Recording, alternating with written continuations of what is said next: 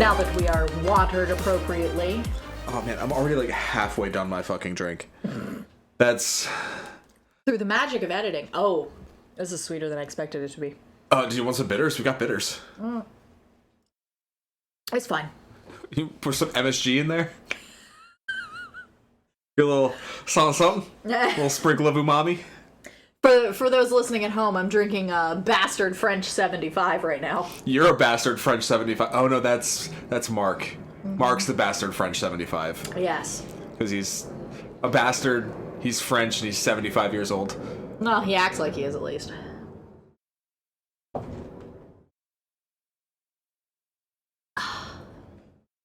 Did you fully just... I was like, you know what? I needed my brain to reset a little bit. Oh boy, this is gonna be an interesting one tonight. This is gonna be a doozy. The new episode of Soon to Be a Major Motion Podcast. The podcast where we watch movies that are based on books and read books that were turned into movies. I am Billy Beck. I am Cody Beck. And we are your hosts on this journey. We are now in episode 2 of 4 of our journey into the mind and works of Roald Dahl. Because sometimes you just gotta hate kids to entertain them. Yes, correct. Last time out, if you want to catch up, we did Fantastic Mr. Fox, the Wes Anderson movie. But before we get into today's, how have you been? I have been fine. Besides, the fires. Oh, yeah. I was like, it's been an uneventful 2 weeks, except for the fucking natural disaster federal emergency happening, down the street. Yeah, we are safe. We were not evacuated at any point. We're in this fun little zone between the fires, where if either of them had gotten bigger, we would have been fucked. But we were pretty good in the middle. In a magical place called the San Fernando Valley. I'm not doxing myself. There's 2 million people that live in the fucking valley. Did almost shit myself when that false alert came through, though. Which one? The first one, the second one, or the third one? Because I definitely got 3. So, fun fact, if your iPhone is on sleep mode, you will not get emergency alerts. So what you can do is there's a way to change your notification settings in the Do Not Disturb tab. You can add more custom ones there to only block or only allow certain apps. So if you are, say, in the San Fernando Valley and want actual updates when the fires get bad near you, you can have a fire sleep mode, which turns off everything but the important notifications for fires. Sorry, public service announcement. I wanted to make a joke somewhere, but... The joke is, climate change? The false alarms that we kept getting, like, it would be while I was in my car with at least a half hour of commute left to where I'm going. Yup. It's like, well, I really hope I don't see smoke in the rear view, because I'm on my way to work. Yeah, so not fun. That was a stressful couple of weeks. We do know people who lost their houses, everything. So that was not the best experience to have. We made it out relatively unscathed, just a few more gray hairs, Yeah. Make sure you have emergency supplies, even if you're in a place where you don't think you are going to need them immediately. Because fire is not like earthquake or tornadoes or hurricanes. It can happen anywhere. Yeah. Especially with, winter and stuff. I will say, as of today, we're not in a red flag warning anymore. Hell yeah. So besides, the city we live in burning down around you, how have you been the last couple weeks? Fine. Sports haven't been the blightiest. Penn State made it to the college football semifinal and lost by 3, last-minute field goal. You know what? It was a close game. It was a fun game to watch. I was not happy at the time, but I'm proud of what the team did. They did good. Eagles are about to start their playoff run. Hopefully it's a long run and not a sprint. City haven't lost since before Christmas. Hey, that's good. That's a benefit. That's good. So, yeah, I mean... Everything's coming up Millhouse. That and my fucking job being shit. But that's a whole different... Not here. Yeah. Hooray. They're good, too. Besides the fires. Yeah. Nothing to... We ain't doing shit, man. The state was on fire. We didn't go do anything. Yeah. There isn't even any, like... I mean, Sims 25 years. So they're doing stuff and I'm facing my own mortality. So that part's fun. The fire's already made me sad. You don't need to bring mortality into it. You know what would cheer me up? What? That bug not being near me right now. It'll fly like right here. Oh, I see. I was like, I think you're hallucinating. No, I'm not that high. You know what would cheer me up? What would cheer you up?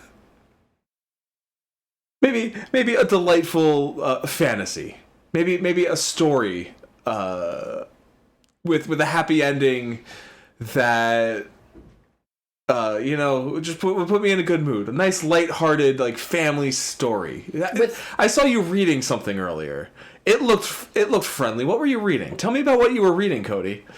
I was reading a lovely fantasy story about a little girl that gets abducted by a giant and whisked off to giant country. But luckily, even though all of the other giants are mean and nasty and evil, this giant is the friendly giant. Please stop eating my toes. Is the BFG in the room with us right now? I'm trying to come up with a nickname for Toby that has those 3 letters, but I can't. My beautiful furry guy. Fair enough. I read the BFG by Roald Dahl. Neat. So what was it about? Tell me about Sophie, our sort of narrator, is a little orphan girl who, in the witching hour, wakes up and happens to see a giant, and he snatches her and runs with her off to giant country. And it's because he had to kidnap her, even though he is not a cannibal that eats humans. He had to kidnap her because she saw him and she would tell all of the world about him, and he would get put in a zoo. And he reveals to her that all of the other giants eat children every night, but he instead goes off and blows sweet dreams into the homes of children so that they can have wonderful dreams, because he's a dream-catching giant. When Sophie hears that these giants are about to run off to England and kidnap and eat a multitude of boys and girls, she demands that they stop. She demands that the giant and her do something to stop them, and the giant is very fatalistic, and he's like, I can't stop them, I'm just a little runt, I'm only 24 feet tall. But then somehow she decides that the Queen of England is going to be able to stop this, and so they give the Queen of England a nightmare, and then magically that works and she isn't immediately put in prison. And they send the Air Force and the Army to catch all the other giants while they're sleeping and throw them in a pit, and only 3 people get eaten in the end. So, did you read my synopsis? No, I didn't. Because, okay. Just the same level of like, oh, that plan worked, huh? Sure. Huh. Yeah, that sounds like a fun children's tale. I sure hope they turned it into a movie. Wait, what's the bit? What's the bit? Oh, did you know they turned it into a movie and I watched it? I did, actually, because I watched you and heard you watch it, because you were not having a good time. It is definitely a movie. So I didn't know Roald Dahl. Like, we talked about this last week. I'm not going back into that shit. But I always, I guess, conflated the BFG with, like, a Shel Silverstein poem? Yeah, it has Shel Silverstein vibes, Right? right? Like, I never read it, so I had no idea what it was about. So imagine my fucking shock when they're like, I'm gonna catch dreams and give dreams to children. I'm like, what the fuck am I watching? So, not to break kayfabe, but I'm gonna break kayfabe here a little bit. Oh shit, there's a new Botchamania. Sorry, go ahead. When, when I went to theaters, I don't even remember what the trailer was in front of. It was like one of those little teaser trailers for the BFG. I was like, oh shit, a new Roald Dahl. This is going to be great. And then I was like, the BFG? The fuck is the BFG? I didn't even know this was a Roald Dahl book. Yeah, like, it's one of those ones I knew existed, but, you know, never read it. So anyway, let's watch a trailer. Oh my. This summer, you're invited to a place The journey requires imagination. And a leap of faith. you won't find on any map. Where am I? Giant country.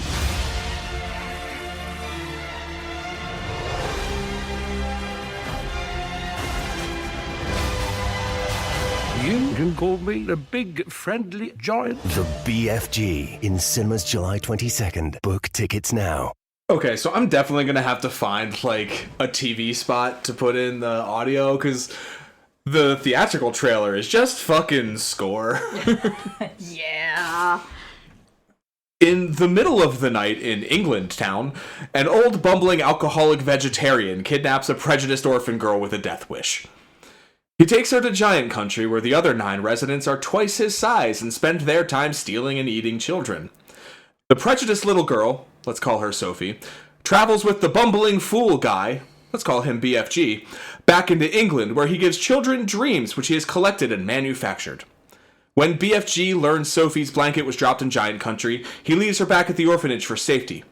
But she says, fuck this, and attempts suicide, but the BFG saves her and takes her back to Dangerville. There, they survive an assault on BFG's lab, and Sophie learns of BFG's previous kidnapped victim, who is presumably eaten. They then concoct a plan to get the Queen to dream of giants eating children in order to get her to send the military to Giant Country. The plan works. The armed forces of the United Kingdom successfully abduct and strand the giants on a deserted island, and Sophie is adopted by the Queen, servant lady. BFG lives alone making dreams. Yay. So it sounds like they didn't change much. Yeah, it sounds like they added a little bit. Okay, what did they add? He never takes her back to the orphanage.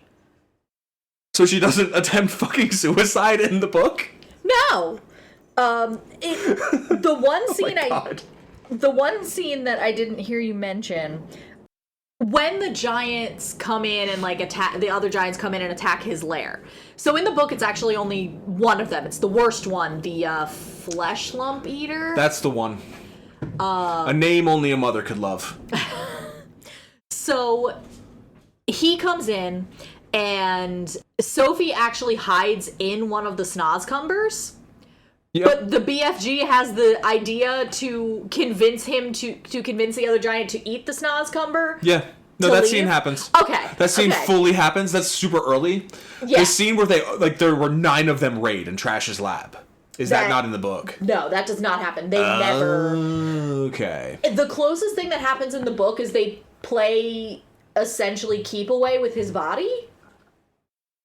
Like, they toss him into the air and just, like, keep tossing him around while he has Sophie in his pocket. They do something similar, like, they strap him to, like, a dump truck and then roll a dump truck down a hill while the other guy skates on 2 cars and Sophie's in one of the cars. And then she turns the wheel to the right to make him do a split, and then BFG's, like, head knocks him in the dick. And haha, funny, he got hit in the balls. Are there fart jokes in this? Are we going to talk about the fart jokes? We have to talk about fucking fart jokes. Okay. Give me your perspective of the fart jokes, and then I'll start complaining about this movie. So, we should probably also do the doll stuff, because there's a little bit in his biography that makes more sense about this book. Okay, we'll get to that a little bit later. Yeah. Fart jokes. Fart jokes. So, there's only one thing to eat in Giant Country, which is the snozcumber, which is a disgusting version of the cucumber, essentially. And then there is one thing to drink, which is frobscottle. and it is a green liquid that the bubbles go down. Because in Giant Country, burping is considered extremely rude. Or, at least, if not rude, more unpleasant. But whiz-popping, aka farting, is completely acceptable. Oh no, this is no mere ordinary fart. You levitate. This isn't a little poot poot and then giggle giggle snort because haha I made a smelly. No, this is I am taking off. I will be lifted into the air for moments. It sounds like a car backfiring. Yes. So Sophie experiences this. The BFG does it first, then she has a drink of it, and of course she trumpets. And then later, when they're having the audience with the Queen of England, Sophie is desperately trying not to say fart in front of the Queen. And so she's like, you cannot do that. That is very rude. And he's like, but he keeps talking about making music, so the Queen thinks it's fine. So eventually he farts in front of the Queen, and that's the joke. And it only happens twice. Okay, the movie made a change. So yes, both of those scenes happen when he describes what it is, and then it comes back later in the audience with the Queen. I'm going to go into editing and joke structure here. So this is going to be a very nerdy conversation for a minute. I heard you complain multiple times, why is this bit still happening? Here we go. So the first time it happens, Sophie and BFG are sitting down, and she's like, what's that you're drinking? Oh, it's poop snooper, whatever the fuck. I'm not going to learn Roald Dahl's made-up fucking language. Reading this book was a fucking nightmare. I can imagine, because the dialogue was unchanged to respect the work, but keep that in your pocket. Yeah. So BFG sits down with his beaker of bubbles, and Sophie is like, what's that? And he's like, oh, it's fart juice. And she's like, the bubbles are going the wrong way. The bubbles should go up. And he's like, no, that makes you burp, and that's fucking gross. That's why the bubbles go down. That's the point where I'm like, is Spielberg's going to do a fart joke here? This is a fart joke. And then Sophie says, but what happens when the bubbles go down? And then looks down. And I'm like, okay, they're definitely doing the fucking fart joke. This is the moment where you land the fart. This is the moment in the structure. But no, it goes back to him. He's like, oh, well, that's when you have whiz poppin'. And then she's like, what's whiz poppin'? He's like, it's music. And I'm like, okay, we get the joke. You're gonna fart. Do the fart. And then the fart is like already not funny by the time it happens because you've heard it in your head so many times. And then he floats there like a fucking fool. And then everyone laughs and we move on. And then when it comes back to it with the Queen, and he pulls out the bottle. He actually has it. Yes. The Queen farts, doesn't she? See, I said he pulls out the bottle, and you immediately found the punchline. The Queen is going to fart.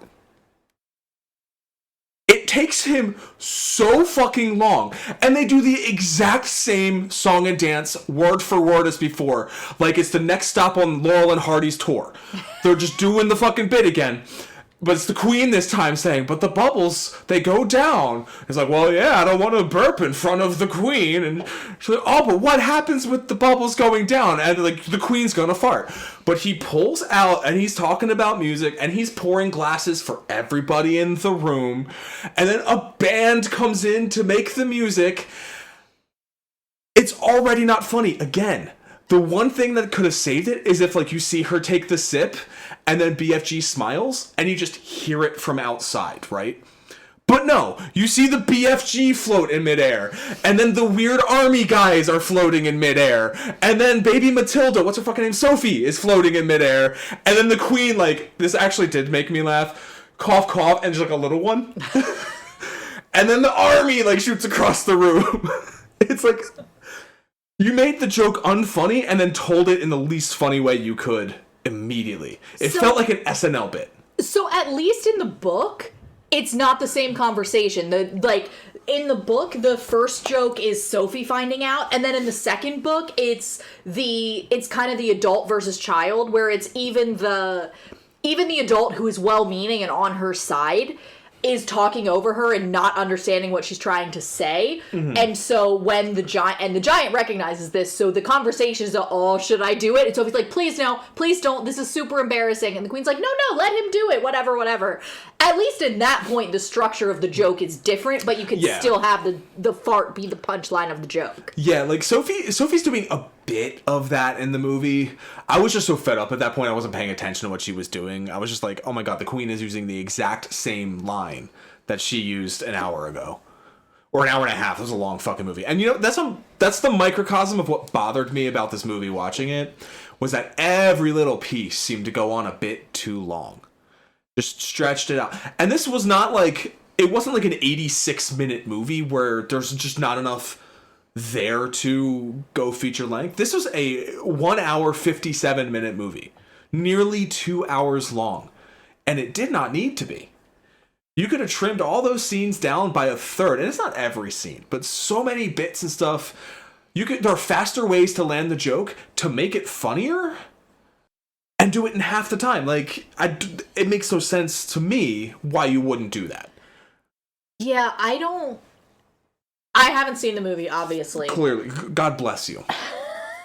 But I don't understand why, honestly, any children's movie is over, 100 minutes long. Yeah, kids do not... And like, that's the thing. Like, I wonder who this is for as well.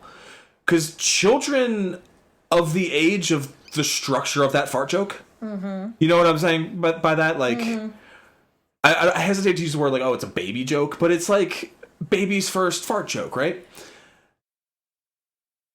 But somebody that age who's going to find that funny in 2016 is not going to have the attention span for an hour and a half. Mm-hmm. Not when you're getting, especially when it's like a 5-minute build to one joke. Or not even an hour and a half, 2 hours. Yeah, the movie was 2 hours long. Sorry, yeah, you're right.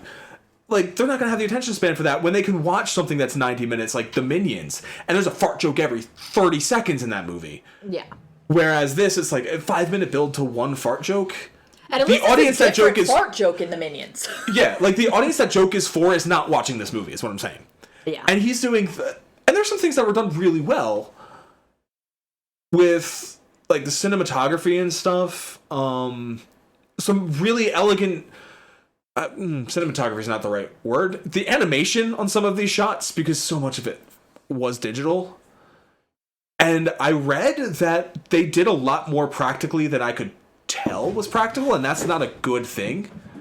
If you're doing something practically, but it looks CG, are you doing it practically? Like, how much touching up are you doing? You know what I mean? But I digress. But some of the shot layout was really good, and some of the moments did have a lot of charm, and Mark Rylance's performance as BFG was actually really fucking good. But then you counter that with the girl who played Sophie, who has only done voice acting since. Bit of a slog to get through this one.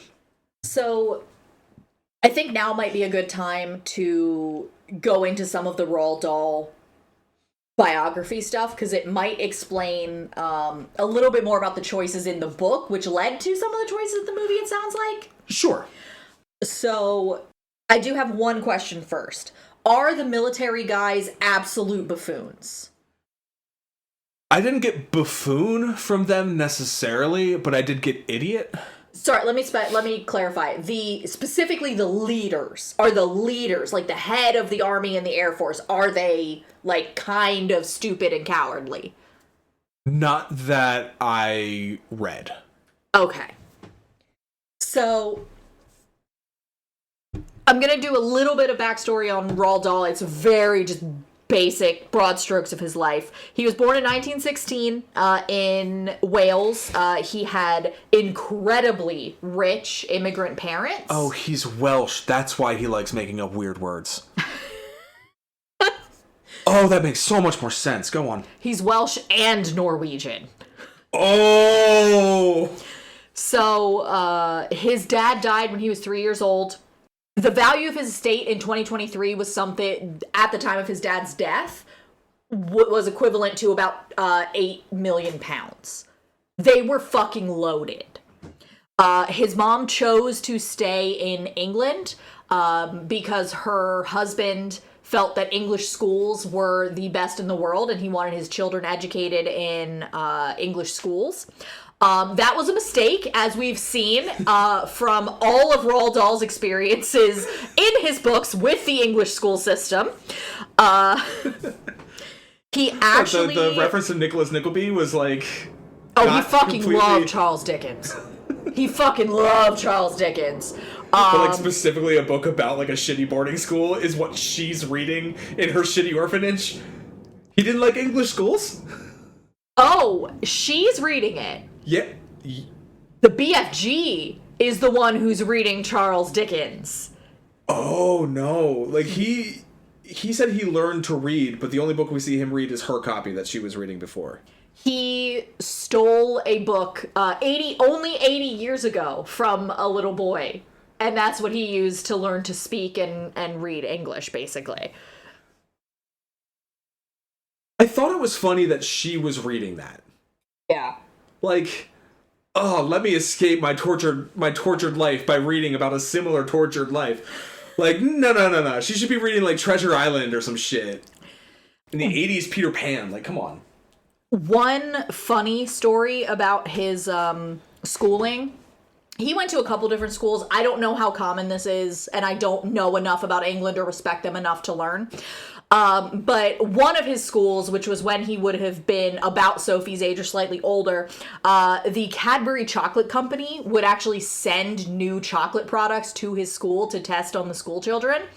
That's part of the inspiration for Charlie and the Chocolate Factory, because he dreamed about inventing a new chocolate bar that would impress Mr. Cadbury himself. And that explains why at the start of Willy Wonka, it's like, all right, these kids are getting out of school and they run to the candy shop. Like, what cultural idea is that? That explains that. Yeah. So when he finished school, he actually worked for Shell in Kenya and Tanzania. Oh, so he definitely did crimes. It was a British colony in Tanzania at the time. It's modern day Tanzania. I think it was called Tanganyika at the time. And that explains where he got stuff like poison. Yeah. Or not poison. Is that the snakebite one? I believe so. Yeah. But yes, so he did indeed probably participate in crimes in the English colonies. But around 1939, he actually enlisted in the Royal Air Force. And throughout the course of the war, he actually became a fighter pilot and an intelligence officer. The reason I bring up specifically him serving in the Royal Air Force was he was basically on the African front of it, like in Egypt and that kind of area.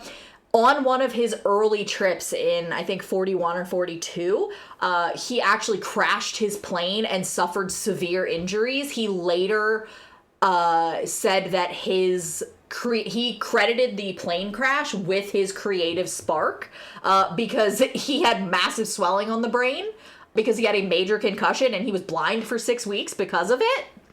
And it turns out that it was because he was given bad coordinates from his commanding officer.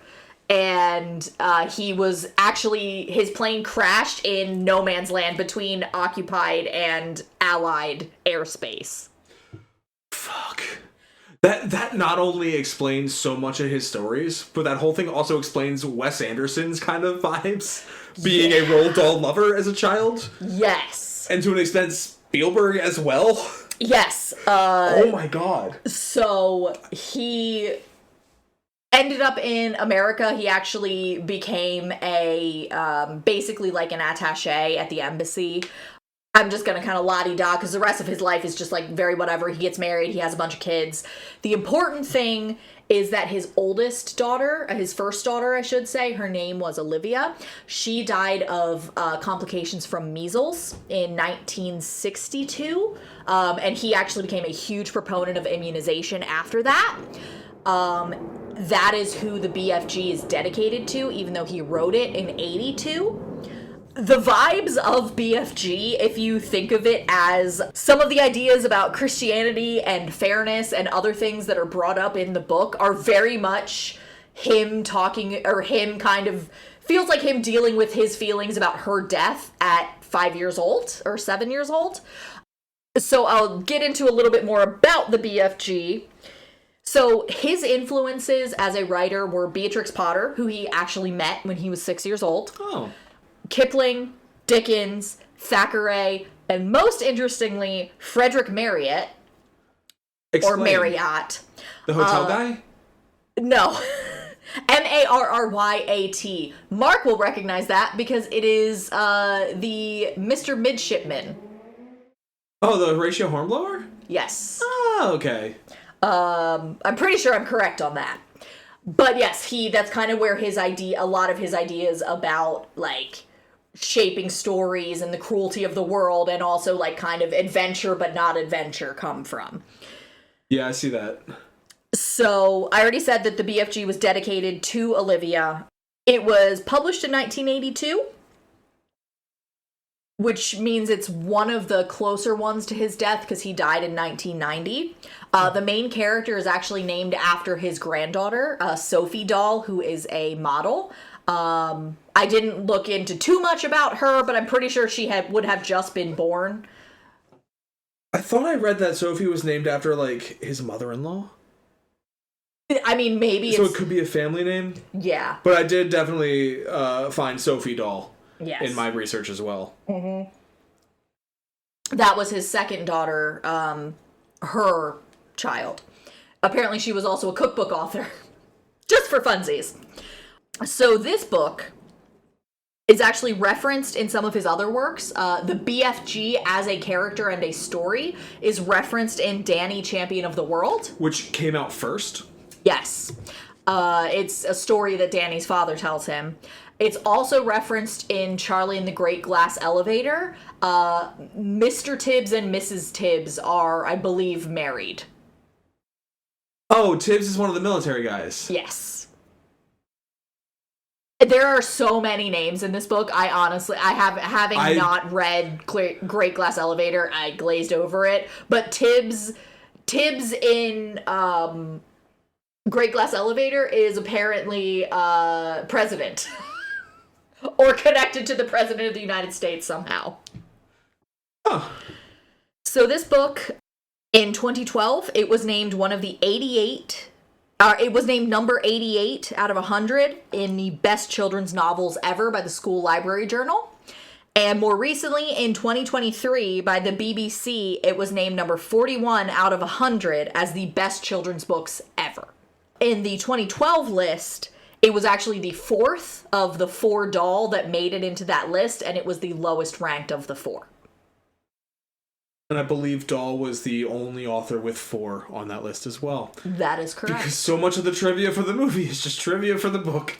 Oops. As I learned today doing my research. Oops, sorry. That's okay. So... I was just like, oh, I've read this today. Yeah. I know this one. So... that kind of explains some of the themes of the book. Also, his dad dying when he was so young, I feel like, kind of ties into why all of his fucking children are orphans. Yup. Keep your daddy issues out of the chat, roll. Hey, they say write what you know. And he didn't have therapy, so... yeah. But yeah, definitely a classic piece of literature, which is why it makes sense that shortly after... I have a burp coming. How rude. Shortly after he died in 1990, in 1991, Kathleen Kennedy and Frank Marshall began production of a live-action BFG. Because there was an animated one in 89. There was a made-for-TV, I think British one, that I wish I had watched. So the production on the Spielberg BFG started in 91. The movie came out in 2016. That is a 25-year development hell. That movie was in development longer than I was alive at the time that it came out. Yes. The first script was in 1998, written by Robin Swicord and Nicholas Kazan. And they had Robin Williams tied to the role of the BFG. The table read did not go well. I love Robin Williams. That's not the role for him. What happened was he was trying to improvise in Roald Dahl language, Yeah, you can't. No. You really can't. No, because so many of them are so close to slurs already. Yeah. Yeah, it did not go well. But those screenwriters we'll talk more about in like a month, because they had just come off writing Matilda. So, but basically, eventually they landed on Spielberg, and there were some studio shenanigans. Like, it's technically a DreamWorks movie, but because DreamWorks Film and DreamWorks Animation are no longer the same company, they didn't want to confuse people by having a Disney logo and a DreamWorks logo at the start of the movie. So that's why it's Amblin instead of... I read a lot of weird studio drama today, and I don't care enough to care. But it's Spielberg's first ever movie with Disney. Yeah. And also last ever? Yeah. I wonder why. Seems that way. It's, well, kind of on him. But anyway, Spielberg directed the movie. We talked about him before with that really shit one and that other pretty good one. Jurassic Park and Ready Player One. Oh, yes. He also, won an Oscar for Saving Private Ryan, future episode of the pod Jaws, blah, blah, blah, blah, blah. The writer was Melissa Matheson, who had previously worked with Spielberg on E.T., and she did the English translation of Poyo. Nope, not Poyo. She did the English translation of Ponyo. Ah, The Ghibli movie. that's cute. And she passed away of cancer in 2015. Which you may recognize as being before this film came out. Yes. Do you want to get real sad for a minute? Sure. So, Melissa, like I said, previously worked with Spielberg on E.T. And he, at that point in his then still pretty young directorial career, had a habit of having the script on him at all times. And he'd, waste time flipping through the script to try and make sure things are right. So what Melissa taught him to do was just do what you're doing on the day on 3x5 index cards and just shoot what you need to do today. Worry about the script another time. If you absolutely need to look, the script supervisor is right there. They have the script, but just do what's on your cards. So when they did the BFG again, she, apparently the first thing she said on set was, "Do you want me to get the cards?" Something along those lines. This being almost 40 years later. She died of cancer in 2015. And I have a quote from Spielberg. Melissa was there on the E.T. extraterrestrial set every day, and every day on the BFG. So I've been very fortunate to bookend our relationship with two stories that came from her heart. I have not had a chance to mourn Melissa because she's been so vibrant and real to me in the cutting room, on the scoring stage, in the dubbing room. She's just always been there with me. So because of that, it's going to be hard when I have to let the BFG go, because then I have to let Melissa go too. Fuck you, Spielberg. Am I making you feel feelings? White men are not allowed to make me feel feelings. That hit me like a fucking truck. Because the whole time I'm watching the movie, and I hinted towards it in my rant earlier, I'm like, why? Be harsher in the cutting room, Steve. Why are you letting this drag? Why are you dragging this out so much? Oh, that's why you're dragging this out so much. Because you're mourning the loss of a creative partner. The one that got you fucking E.T. Which, I mean, if you've seen it, it's touched your heart. Because it's a really fucking good movie. So, yeah, I feel a little guilty for being harsh on this movie. But also, I'm not wrong, but... I was going to say, wouldn't it be a more fitting tribute to make the best movie you can?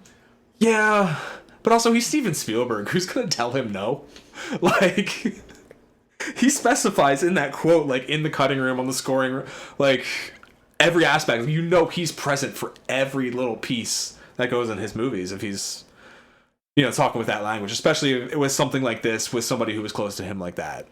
I do, not to cut away from the sadness, but I do want to issue a correction. Marriott was not Mr. Midshipman Hornblower. He did Mr. Midshipman Easy, which is semi-autobiographical. And other nautical novels. So okay. He led to Horatio Hornblower, but he did not write it. Oh, is that why the BFG sleeps in a boat? He doesn't sleep in a boat. Where does he fucking sleep? He has a cave. Yeah, in his cave, he has like a pool of water with a fucking boat floating in it that he sleeps in. And he makes Sophie sleep on the crow's nest. So how long does Did we read the same movie? How long does this movie take? Like, what is the time frame of this movie? I have no idea. A couple of days? Okay. Like, maybe 2 days? The book is, like 48 to 72 hours. Because it starts on the first night. She gets abducted. They hatch the plan. And Sophie sleeps in his pocket on the way back to England. Do they only go back to England the one time? Yes. Oh, they go back and forth a couple times. Yeah, no, they only go... He takes her to Giant Country. She almost gets eaten. He takes her to Catch Dreams. They come back. And then they hatch the plan to go to England. Because she says when they're going back to England to see the Queen, she's like, I'm starving. I haven't eaten in 24 hours. I was wondering, because, like, yeah, you don't really see her eat anything in Giant Country. Also, where does she pee poops? Well, if you're not eating anything, you don't have to. Yeah, if you ate something, you do. You won't have to tomorrow, but you still got it today. BFG was played by Mark Rylance. Actually, interesting story with him on this. He had just won an Oscar for Bridge of Spies, also Spielberg. Mm-hmm. And Steve, like I fucking know him. Spielberg was so, like, enraptured by this guy's talent, being, I think he played like a Nazi war criminal in Bridge of Spies. Oh. Or he played the bad spy for the fascists, and was like evil in that movie. But then as soon as the cameras weren't rolling, he was just like a guy with a good heart. And I love that Steven, after directing him to an Oscar, was like, now I need to show people really how good you are. And it's shitty that they put him behind that fucking dated ass mocap shit. Those movies look dated the hour after they come out. Was that also when the Hobbits were coming out and mocap was like blowing up because of fucking Benedict Cumberbatch? Yeah. Yeah, and like they used some tech to make this movie from Avatar as well, to put like a digital actor in the same frame as a human actor on the monitor when you're shooting. Okay. So they did some of that, so like Rylance was on set in a fucking mocap suit on a fucking scaffold, so that like everyone would be looking at the little Sophie would look up at him. Because you say everyone, like there was another human actor on set. Yeah, there's not really any until you get to the Queen scenes. There's not another human. It's just not. Sophie. But yeah, Mark Rylance, Bridge of Spies, Ready Player One. He was Halliday. Ew. Yeah, he was amazing in this though. His performance was just so subtle and like weathered and great. Sophie was played by Ruby Barnhill. She was the English voice of Mary in Mary and the Witch's Flower. Oh, so the worst thing that that's not even Studio Ghibli has. That's not even out. Ghibli. That's like that Ghibli wannabe. Miyazaki wouldn't even put his name on it because that's his kid. Yeah. That's the only credit I recognized of hers beyond this movie. I mean, I do still want to see Mary and the Witch's Flower, but whatever, it's fine. Flesh Lump Eater. The leader was played by Jermaine Clement of Flight of the Conchords. That's perfect. The perfect casting. He was also like fun. I thought the voice acting was good from the Giants at least. Mm-hmm. The Queen was played by Penelope Wilton, who was in Shaun of the Dead. She played Sean's mom. And she was in previous episode of the pod, Pride and Prejudice. Damn it. 95? She was in previous episode of the pod, 2005's Pride and Prejudice. She played Mrs. Gardner. I'm trying to remember who that character is. I don't remember. It's been a while. It's been a minute. Mary, Sophie's new mom, was played by Rebecca Hall, who was in The Prestige and Iron Man 3. So, interesting thing. Mary fucking hates Sophie in the book. She doesn't adopt her at the end? No! Sophie doesn't get adopted. Sophie just lives next Maybe she does get adopted by the queen. Sophie just lives next to the BFG in a little cottage. Oh no, she like moves in with the queen and has a... Is the thing about Sophie's dream not in the book? No. Do they go dream hunting in the book? Yes. Okay, so in the scene where they go dream hunting, she gets chased by like a golden fizz banger, which is a good dream. Mm-hmm. And now, was it fizz with an F or a PH? That's important. I think it was F. I did have the captions on. And BFG tells her, like, that's her dream. It's attracted to you because it's your dream. It's what you want. And he later describes it to her when she asks. And it's like, you want to grow up and have a family and some dogs and live, like, a happy life, loved and all, you know, sappy shit. And then at the end of the movie, like, he dream whispers her while she's, like, living that happy life. So she wakes up from her dream and, like, Mary's there and the queen's corgis are there.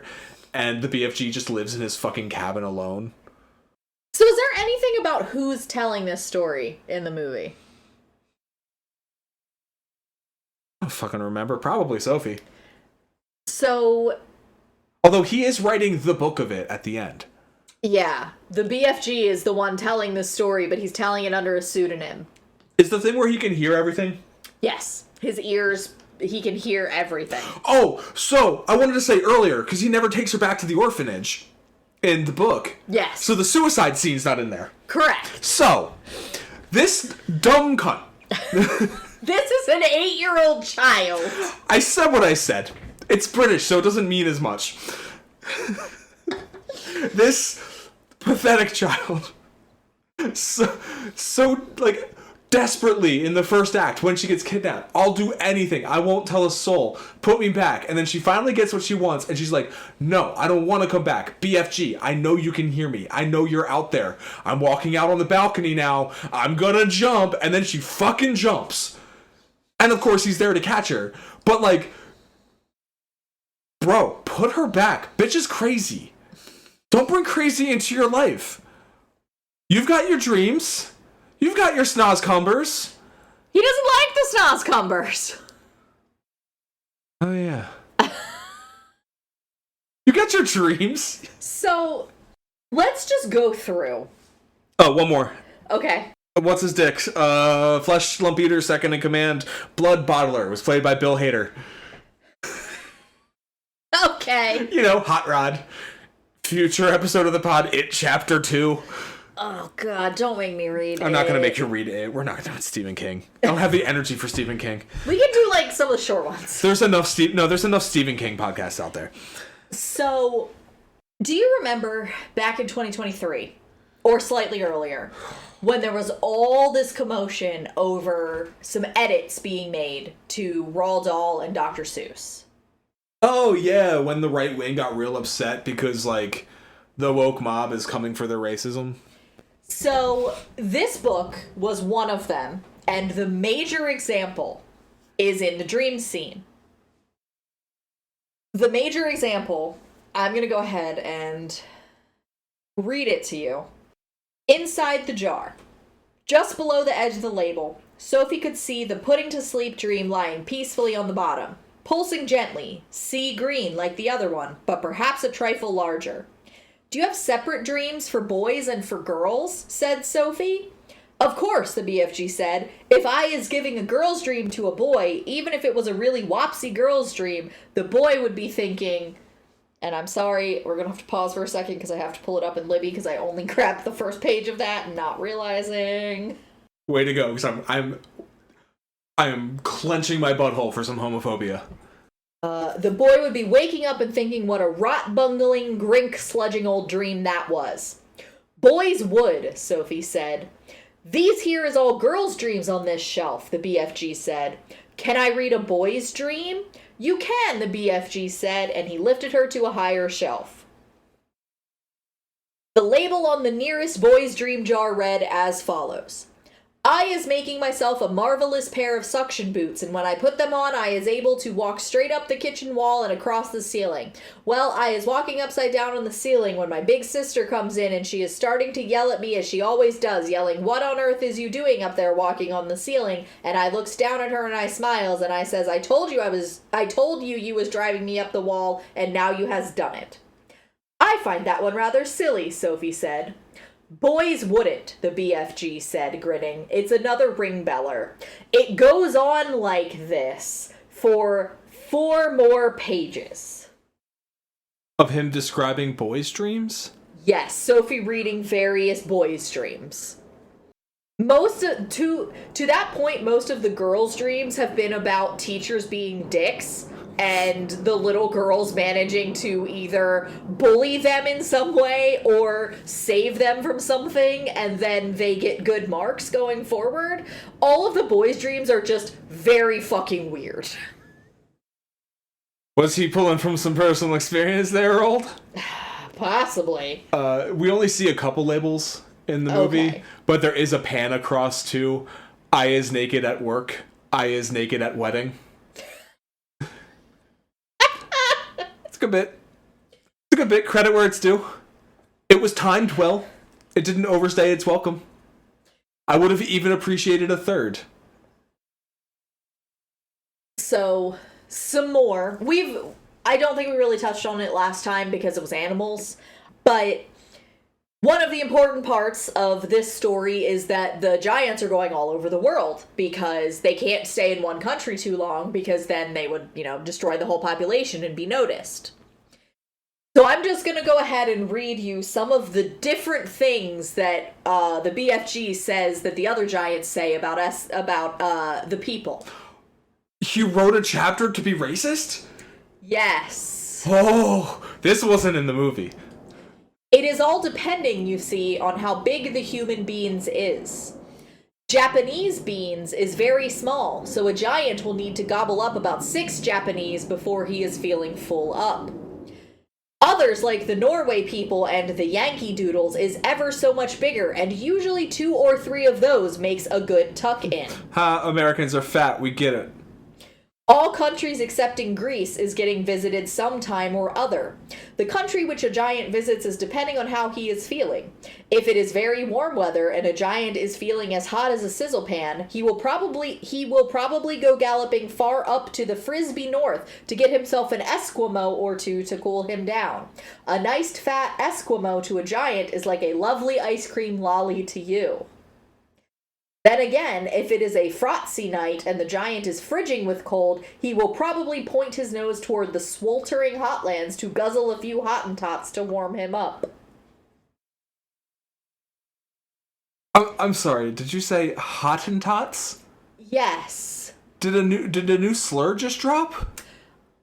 Are you familiar with the Hottentot Venus? No. Let's just suffice to say it's Africa. He's talking about eating Africans. I knew what he was saying. I just didn't recognize that as a slur. Did I say a bad thing just now? No, I think Hottentot is a place. Oh. I think it's an actual place. I heard it as like HOT''N''TOT, like a play on tater tots. No, it's HOTTENTOT. It's all one. Okay, so yes. That's just my brain making a pun that isn't there. Got it. Yes. Continuing in the string of him not liking women. Giants don't have mothers. Surely you was knowing that. Who ever heard of a woman giant? And then I mentioned earlier that there's some discussion about fairness and how humans treat each other and Christianity, etc. Yeah. Do not forget, the BFG said, that human beings is disappearing everywhere all the time even without the giants is guzzling them up. Human beings is killing each other much quicker than the giants is doing it. But they don't eat each other, Sophie said.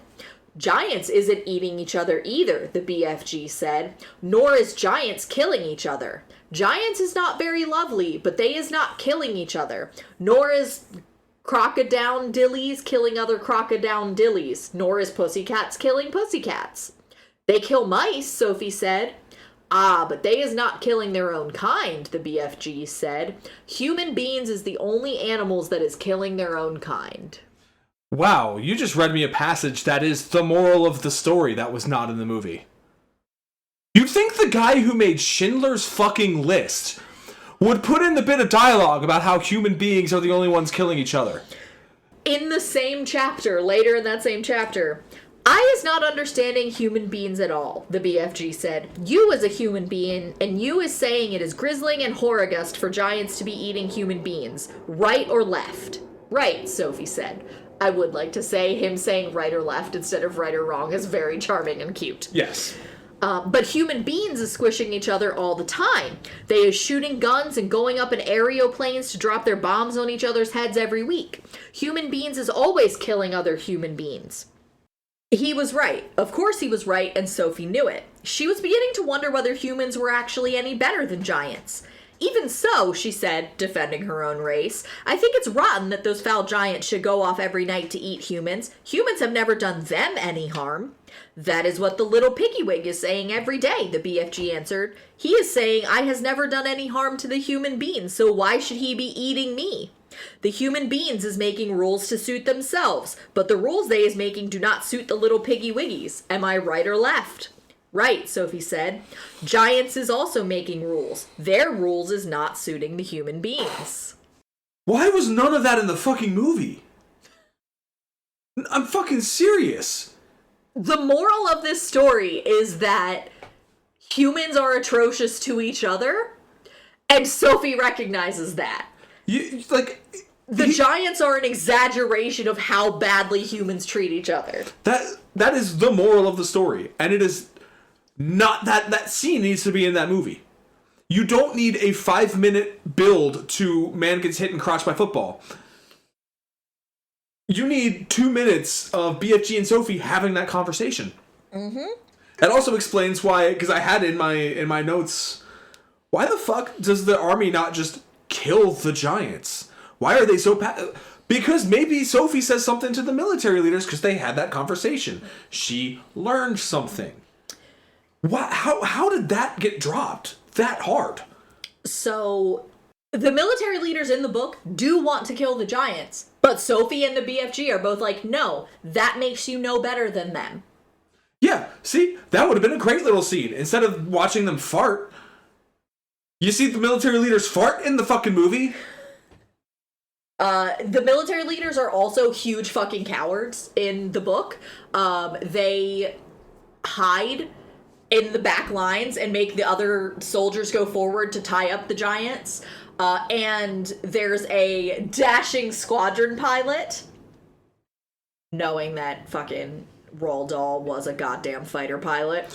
I mean, I've seen pictures of his granddaughter. There's some good genes in there somewhere.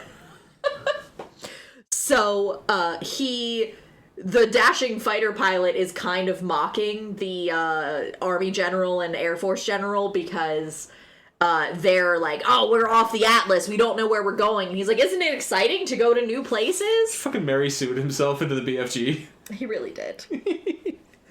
I know that's not appropriate use of Mary Sue, but fuck Gary Stu is the male one. No, Mary Sue's not a gendered phrase.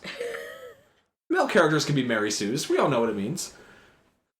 So, yeah, that was the weird high level of, like, philosophical discussion compounded with the way that he flips words around makes this a fucking nightmare to read. Like, there were multiple times I had to go back and make sure I didn't just read a slur or a swear word because of the way he switches words around. And, like, from a technical level, it's really impressive. As a reader, it's fucking annoying. It's a lot easier to hear performed. Yes. Like I said, Mark Rylance, not only was he, like, carrying so much weight in what is, to some extent, a visual performance. He did win an award for, I can't remember which company gave him the award, but it was for best mocap performance. Uh-huh. So, like, some of it is the facial and stuff, but he still looks dead behind the eyes occasionally. But he carries so much in his voice. And you can hear it the little bit you hear his voice in the trailer. Yeah. Like, there's some real good shit happening in his performance, especially the way he doesn't stumble through the dialogue. He believes, so you believe the giant believes every word he's saying, even though half the words are nonsense. You know what I mean? Yeah. It's just a shame he didn't get to read some of that dialogue. I will say, maybe he did. I know I saw this less than 24 hours ago, but that is how, like, unimpactful it has been to my life. It just bounced right off. Like, setting aside the passages I just read, which stick to my head for different reasons, there are still bits from Matilda, spoiler, that stick in my head from reading it when I was, 10 or 12. I cannot fucking remember a single passage from Charlie or from this book, even though I literally finished reading it today. Yeah. Like, same with Matilda. Like, I haven't seen that movie in... I probably haven't seen that movie since before I met you. And I can still remember, like, the music of certain scenes. And not the music playing during certain scenes. I mean, like, the rhythm of the dialogue and the Foley and all that shit. Because it's an impactful fucking movie. And this was just... It was a ham sandwich. There's nothing really wrong with it. I wanted something different by the end of it. Maybe the meat's about to turn. But hey, it's a movie. Like, it wasn't like you were watching Ready Player One. No, it wasn't. I didn't feel ill. So, like, 2016, 2018 was not a good run for... No. And especially considering this is right after he'd done, like, Bridge of Spies and Lincoln, and he did, like, some of his more adult stuff. He went and did some kid shit, and he don't have it anymore. He don't got the juice anymore. So, I think it's safe to say you did not enjoy it, and I did not enjoy it. Nah, man. I wouldn't recommend this movie. I thought Fantastic Mr. Fox was inoffensive, and at points charming. I did not enjoy reading this book. I understand that I'm an adult, and it's different. It would be different if I were reading it to a kid and, like, reading it aloud and that kind of thing. Just reading this was a fucking nightmare, and I can't even imagine hearing it as an audiobook. Oh, yeah. Because if you can't see it... Yeah. It helped that I did watch it with subtitles on. Yeah. Even though I had headphones on to, like, block out everything else, I still needed to follow what he was doing, and that was helpful, for sure. But really, like, his performance is the only reason to watch that movie that I can think. Like, if you like Roald Dahl, you're probably gonna like this. It's not terrible. It's not the worst book I've ever read. It was just difficult. Difficult, snaz comfort difficult. God damn it. Oh, God. So, please tell me we're doing something easier next week. Next week? Oh, Or we have a next week. 2 weeks from now. Gotta get used to actually saying 2 weeks from now. Yep. We are going back into some stop motion animation. Hell yeah. We're going to 21 years before the BFG, to the previous time Disney did a feature-length Roald Dahl adaptation. Oh. We are going back to Henry Selick's 1995? Now, was it 95 or 96? I'm second guessing myself. Let's say 1995, and if I'm wrong, I'm wrong. James and the Giant Peach. Yeah! Everyone's favorite sexual awakening was Mommy Spider. Yeah, weird. Weird how that claymation spider influenced a generation of furries. Or scalies? Is she more on the scaly side, or is she on the furry side? I feel like there should be a different one for arachnids. Because, like, that's its own subgenre. Some spiders are furry. Yeah. Do you think she influenced Mara Wilson's character in BoJack Horseman? Who was Mara Wilson's character in BoJack Horseman? The spider. Was a spider in BoJack Horseman? Yeah, like season... Bro, that movie... That show made me fucking depressed, and I wasn't seeing a therapist yet, so I blocked a lot of that movie... a lot of that show. I don't even know what it fucking is. I blocked a lot of it out of my head, okay? But anyway, until we come back and do James and the Giant Peach.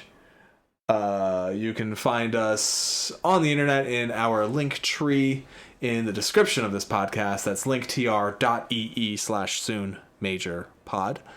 And if you want to correct anything we said wrong, yell at us for our stupid opinions, or suggest future episodes of the pod, you can hit us up at soonmajorpod@gmail.com. That's all I wrote. That's Mara Wilson's character in BoJack Horseman. Yeah, probably. Season 3. Yeah. She seems nice.